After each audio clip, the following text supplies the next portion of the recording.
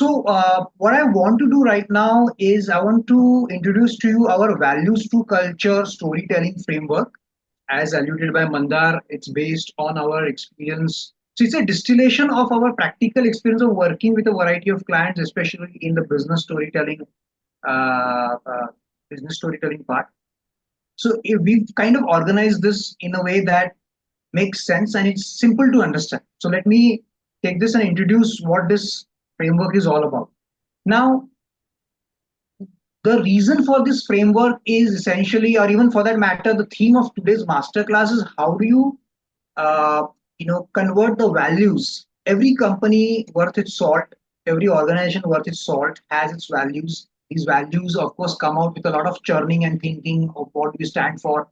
But there is always a huge gap between what values you espouse and the culture that it translates into, right? How do we do that? Now, as storytellers, we sincerely believe that storytelling has a strong role to play in this process. Of course, there are many other moving parts, so it will also depend on your company, your the policy making that you have, how you treat people, those things, the programs that you initiate, learning that you initiate, all of those things.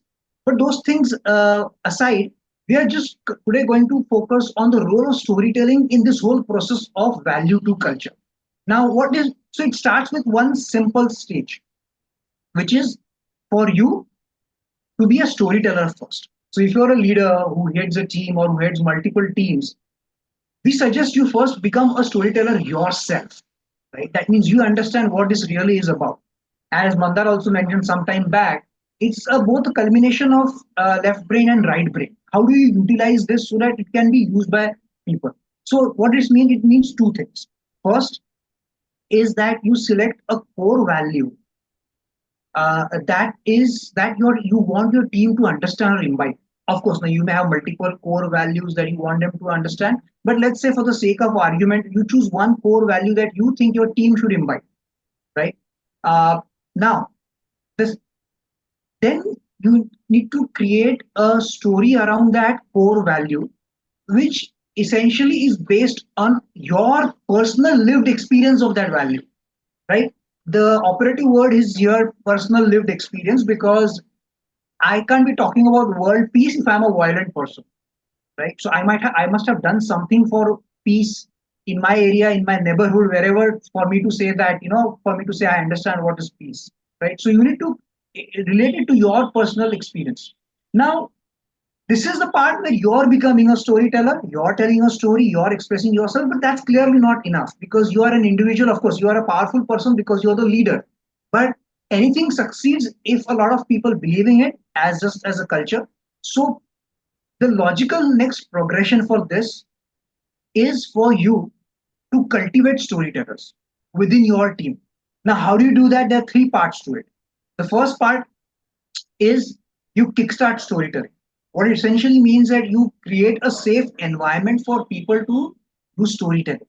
Now, by now, and I know, especially the Accenture guys, you already know. So, I sorry if I sound very repetitive, but storytelling is so different from business communication, right? Business communication, you're supposed to follow a protocol. There is a certain formality to it, to the tonality of the communication. There is certain hierarchy to it. There is a certain way of doing things. If somebody has to express his mind, right, you need to create a safe culture or a safe space rather for it. That's what I mean by kickstarting storytelling, right? So that your team feels that they can do this. And of course, you set an example as a leader. The second is enabling storytelling. So it's not just enough to create an environment, start something. You have to enable other people to get into it. The more people get into it, the more storytellers you can create within your team. So what this means, as a leader, your job is to provide them touch points or platforms to express or to convey or communicate those stories, right? So that's the second part in cultivate storytelling. And finally, it's anything is easy to get started, but it's very difficult to sustain anything, right? That's really the $1 million question. How to sustain something? You can start off something with a great energy and a great gravitas, but how do you sustain it? So by imbibing it in your calendar, by regularly creating opportunities for your team to communicate their stories, That's what we mean by sustained storytelling, right?